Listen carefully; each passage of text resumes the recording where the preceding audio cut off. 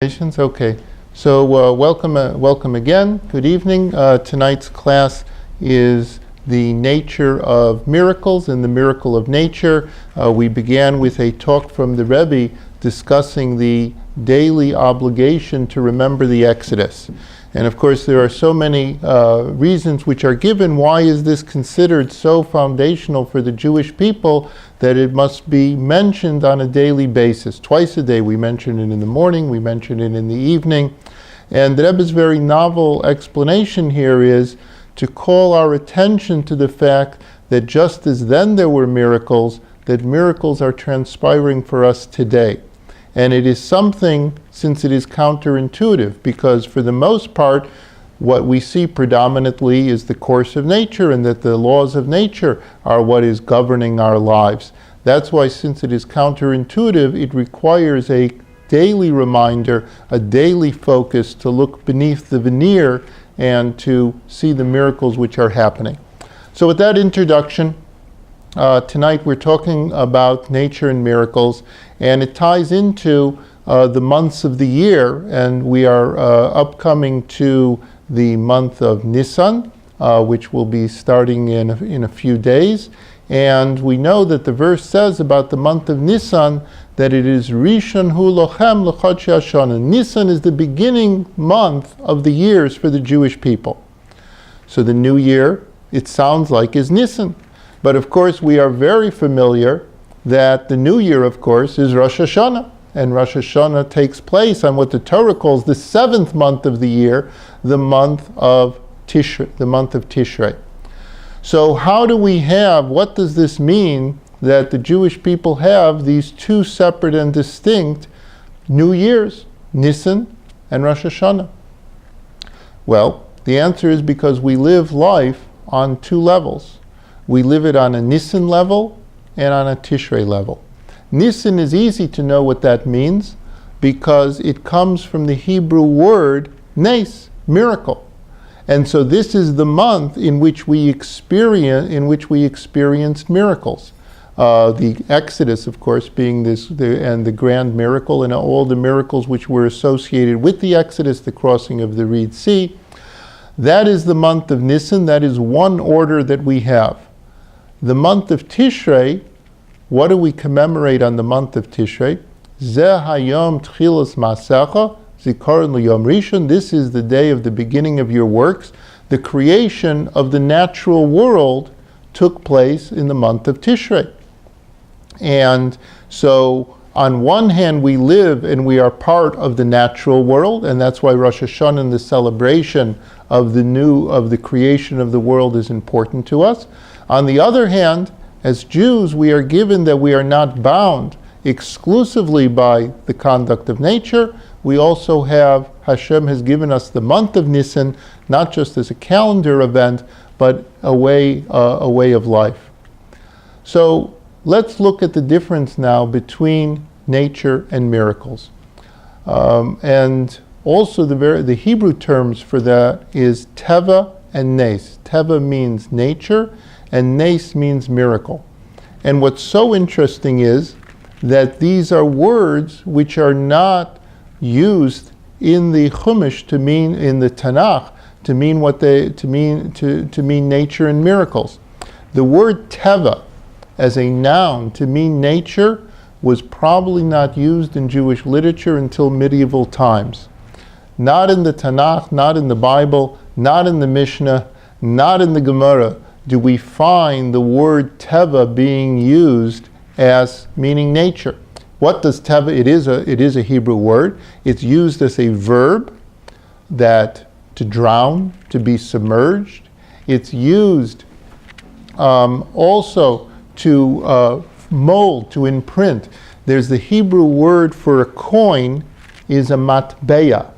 So matbeya means because it was shaped, it was formed in a mold. But again, so we find in the Mishnah that Hashem tava, that he molded each person according to the way Adam Harishon, according to the way Adam was made. So teva is a new word. When we think about it, even the word nes, miracle, in the context of a supernatural event. Even it is the preference, we know Shasa Nisim, we said on Purim that Hashem did Nisim, but in the Chumash, it's not used to mean a miraculous event. There are words in the Chumash to mean a miraculous event, and that is Mofes and Os. These are wonders and signs. These indicate supernatural events. A nes in the Chumash is used for a banner, something which is uplifted on high, and it was only later was this adopted to the way we use it commonly today to be a miracle. So let's look at the creation. Let's start with nature, and there is a Kabbalistic insight to what's going on. The Torah says, Breishis bara Elokim as Hashemayim v'aretz. When you talk about the creation of the world, which includes the laws of nature, so we use God's Hebrew name of Elokim, and which is sometimes translated to be a judge. It's associated with judgment. Only when it comes to the day of Shabbos, then for the first time, after 32 times it's saying Elokim, when the creation of the world, then it says B'yom Asos Hashem Elokim, Hashem Yud Kei Vav Kei. God's Hebrew name of Yud Kei Vav Kei is introduced for the very first time only when we get to Shabbos. The Kabbalistic books point out that the Hebrew word Elokim has the exact same numeric value as Hateva, the nature.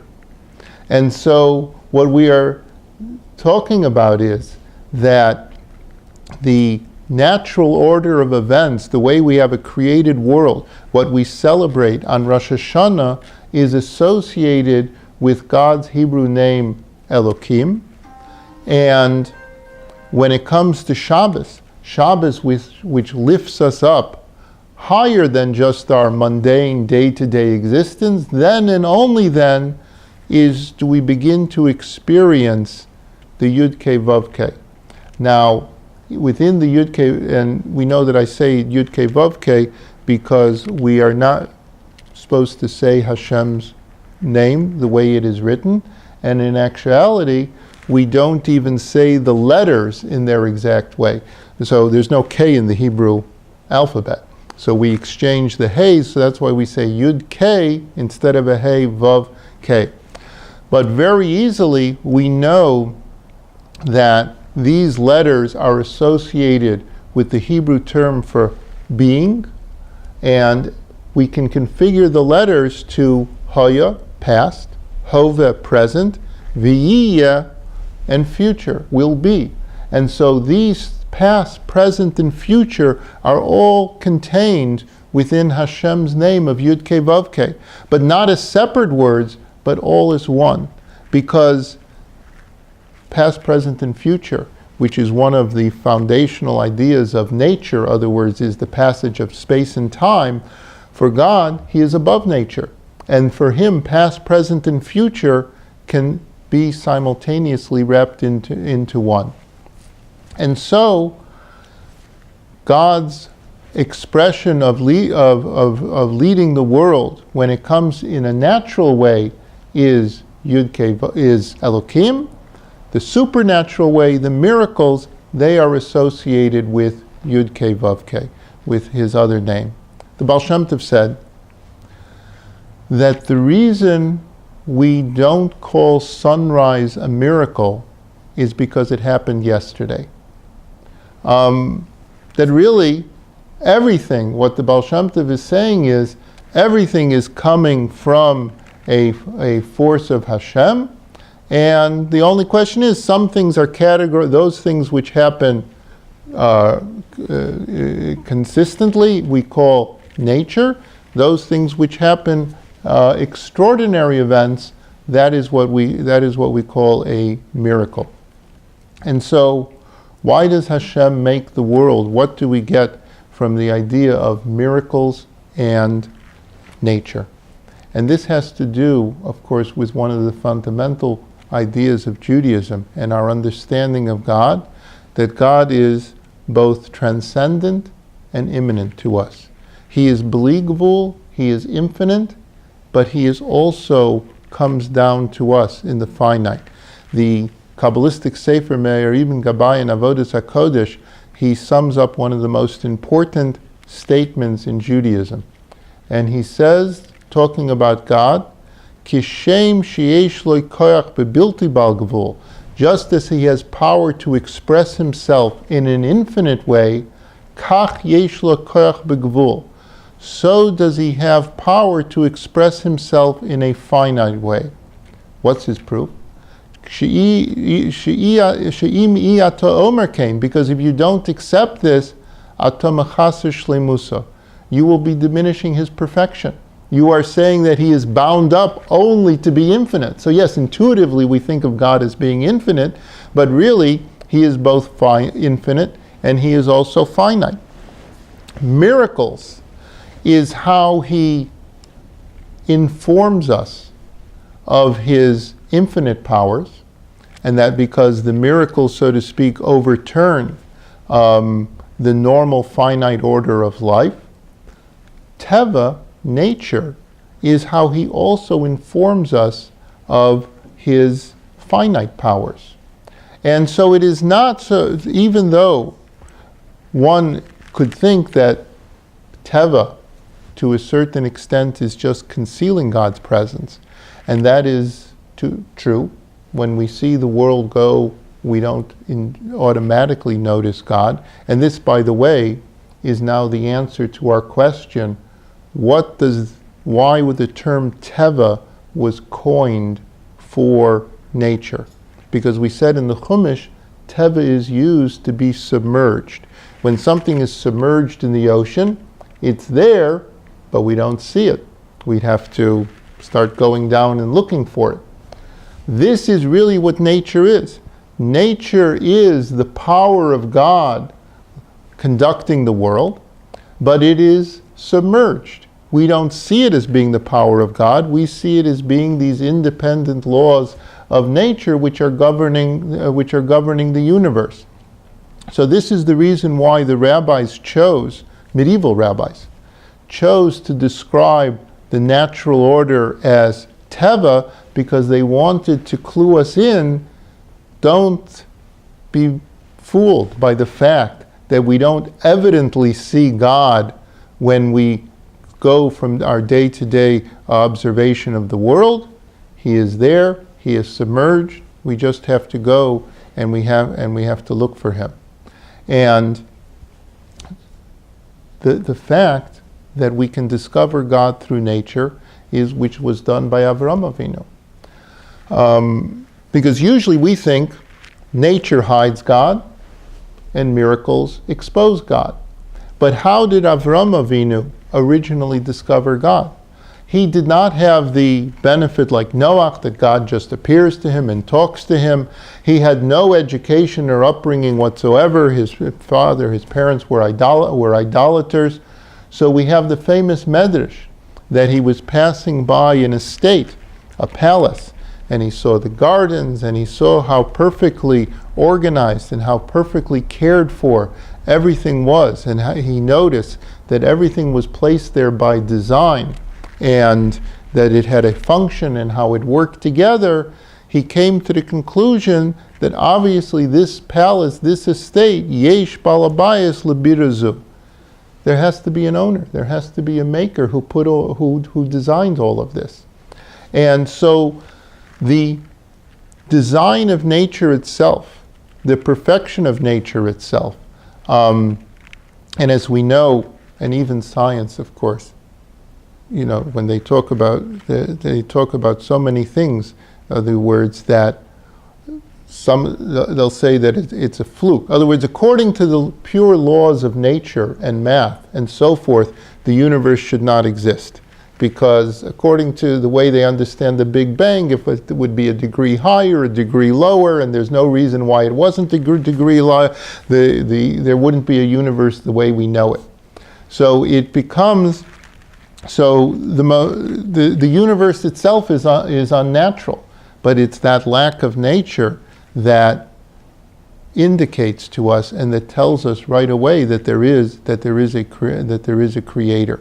So this is nature itself is already projecting the idea that there is a creator.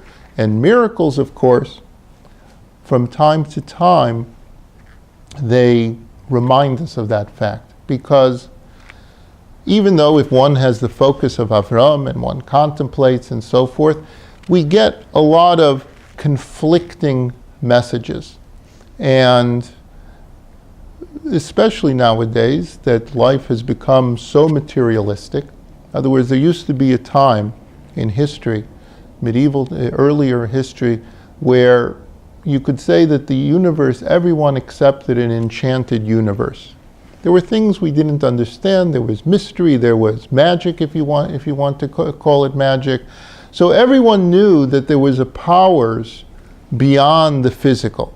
Then the only question was, getting it right, is it monotheistic, polytheistic, and the miracles Eliyahu demonstrates by the sacrifice on Har Carmel that it is a monotheistic, that it is only God who is Elohim, who is the ruler of the world. But this was what history used to be. Nowadays, as modernity and our anchoring in materialism, so many and so much of life seems to be explicable without that enchantment. And all of a sudden the world does not announce to us the existence of this of the Creator. And so that is the reason why from time to time we do and we see miracles.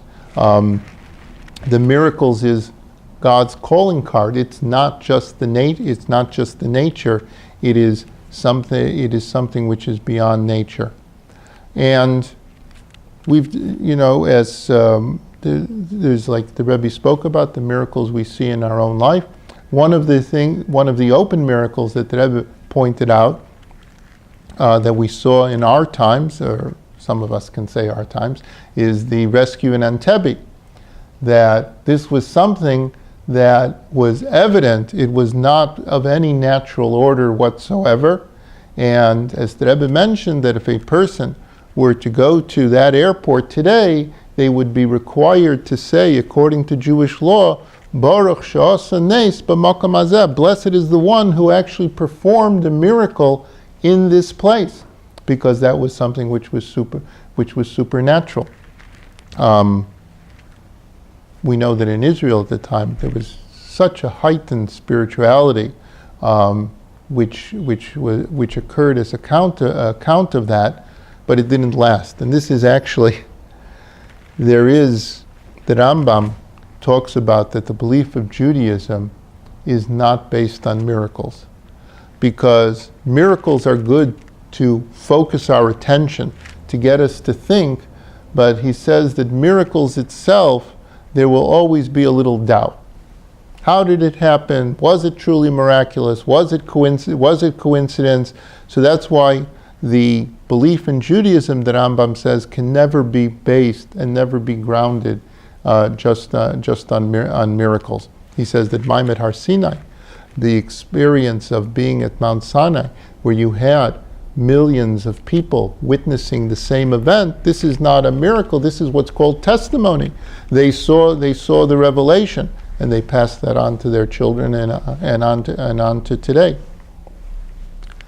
The next part, which we see also in nature, is its constancy.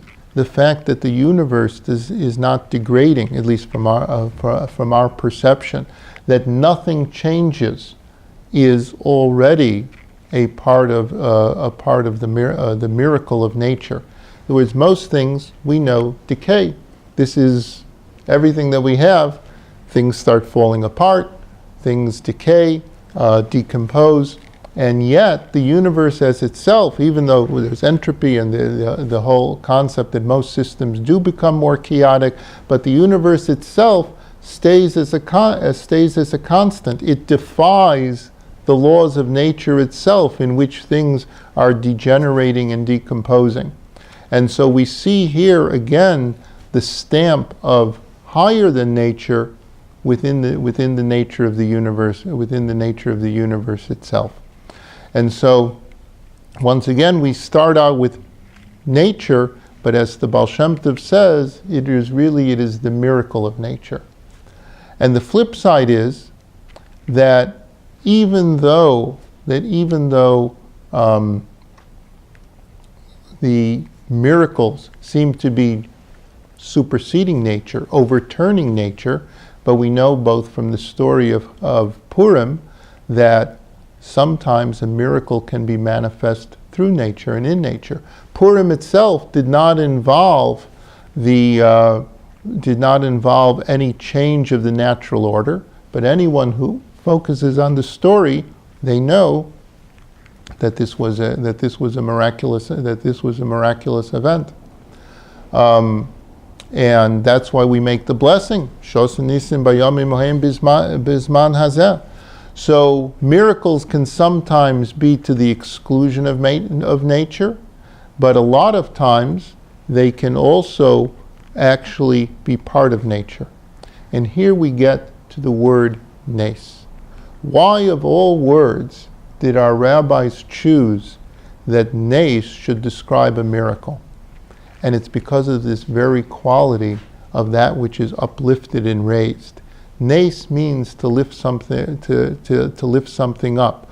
The purpose of the miracle is never just to be exposed to a different order, but it is always to uplift our daily life, to uplift the natural life, to clue us in that Teva itself, that nature itself is a miracle, and that the truth is that the two are really one. Now, everything that happens in the world has to be manifest in the microcosm of our life. So what does Teva, what does nature, and what does a miracle have to do with the way we practice Judaism? We just do mitzvahs. Where is the miracle and where is the nature? And the distinction between the two is that when we come to a situation in Judaism which is we don't understand, maybe not only we don't understand why we're supposed to do it, maybe we don't want to do it. Maybe it involves difficulties for us. Maybe it involves loss for us. It doesn't make sense to us. And then when we still do the mitzvah despite that, we have gone beyond our own nature. We have just performed our own miracle. But Judaism is not just about going against our natural grain. Part of Judaism, and a bulk of Judaism, especially according to Chassidic, is that we are to integrate the mitzvahs within our lives, to understand them, to think about them, to appreciate them. The Rambam even says that the chukim, that those divine decrees which are officially beyond human comprehension, we should try to understand as much as the chukim as possible. And so when we are living our Torah life, we must live it in Teva. We should try to appreciate what we are doing. If we don't naturally, then we try to study more about it. Sometimes the practice itself eventually leads us deeper into the experience. And we also have to have nes. There are times in our life when we have to serve Hashem in a miraculous way, going against what we want, going against what we think. When we have both of these together, so then we are fully experiencing Jewish life. And the takeaway which we have from this is always Achdus Hashem. It's unity. Everything comes down in Judaism to unity. Unifying God and the world, unifying our soul and our body, and in our case, it's unifying Nes v'Teva, miracles and nature. That no longer should we look at them as two distinct and separate functions.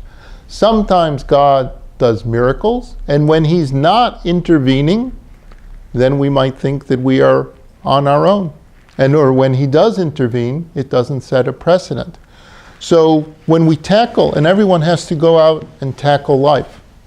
Some people are just waiting for miracles to tackle life, and they don't put the effort in. Other people are just relying on nature or their own nature. Someone once mentioned to me that they only daven to Hashem for matters of health. They don't daven to Hashem for matters of livelihood. They don't want to bother Hashem with matters. This is what someone told me. They don't want to bother Hashem with matters of livelihood. Health, they know, is not in their hands. They better run to Hashem for health. But what they're really saying is that, so I can do the livelihood on my own. They have separated that some things happen by nace, overt divine intervention, and some things there's a natural order, and master the natural order, and you are able to do it. What we are learning that the Jewish people have both Tishrei and Nissan in their lives is that we have to merge the two into one. We have to know that every moment of our lives should be simultaneously, as we experience nature, that there is a miraculous divine intervention going on together with that. And this hopefully, and that's why we mentioned, as the Rebbe mentioned, that we refer to the Exodus.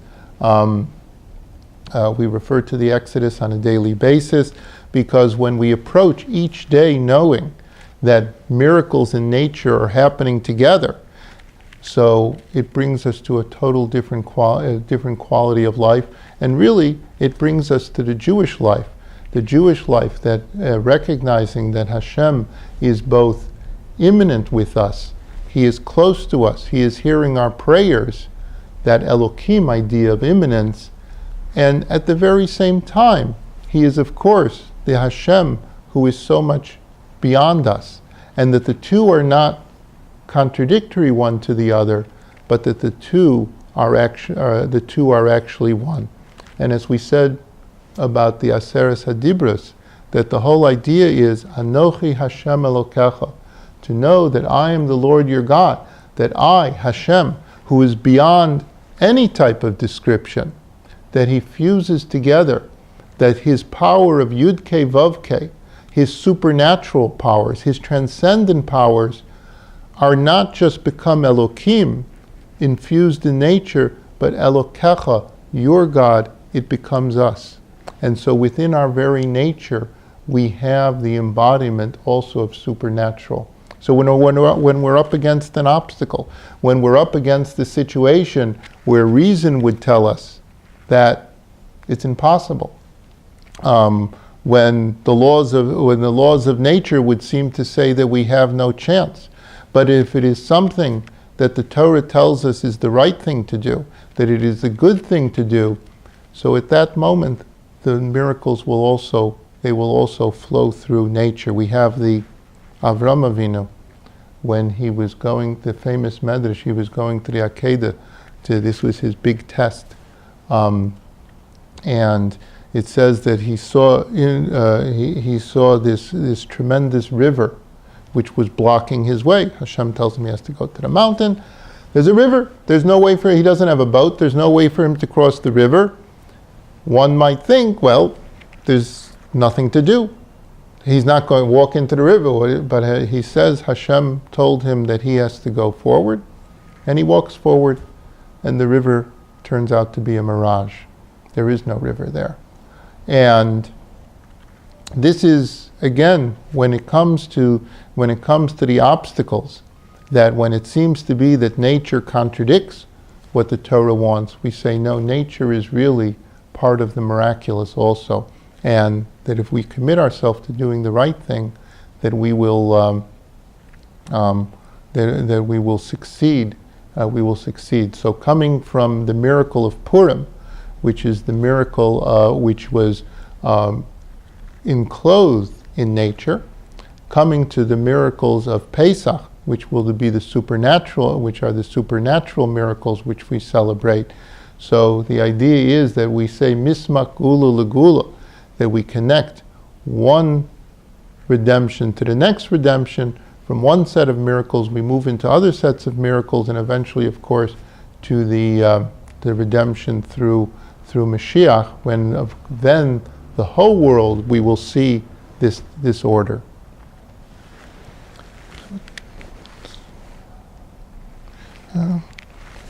Just an interesting aside on this topic before we go to questions. Each one of the Rebbes, of course, there is a conformity, there is a consensus among all the Chabad Rebbes, but you always notice that there is a little deviation from one Rebbe to the other. In Chabad tradition, there was always this idea of ignoring the idea of miracles. We know that in so many Chassidic circles, the miracle workers, this was something which was so important to other Chassidic circles. There's a story that there were three Chassidim coming together, and they wanted to boast about the powers of their Rebbe.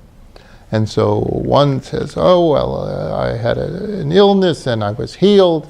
And the other one said that, and the other Chassid said, well, I had a business venture and it was so good, I got a blessing from my Rebbe. And then there was the Chabad Chassid. So they tell him, so what's your story?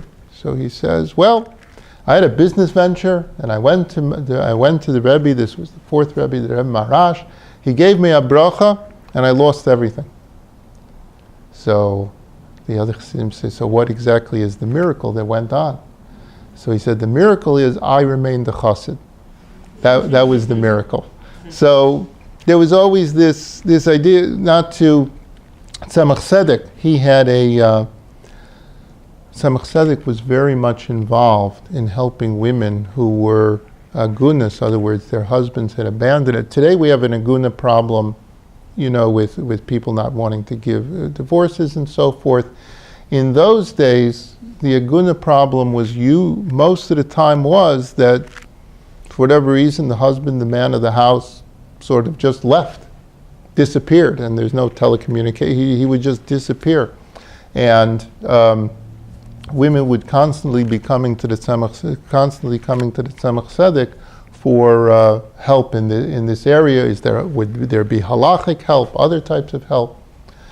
So there was once a time a woman came, and for whatever reason, she couldn't get an appointment with the Tzemach Tzedek, with the third Rebbe. She couldn't get in, and nothing was working. So she came with her son. Her son was a mute, and they suggested to her, okay, the son will sneak in under the Rebbe's desk, the Tzemach Tzedek's desk. He'll bring you a note. You'll write that I lost my husband. I don't know where he is, and so forth. And we'll find, and maybe you'll get an answer what to do. So the child is there. He pops up. He gives the Tzemach Tzedek the note. The Tzemach Tzedek, he reads the note, and he says, "Well, go tell your mother that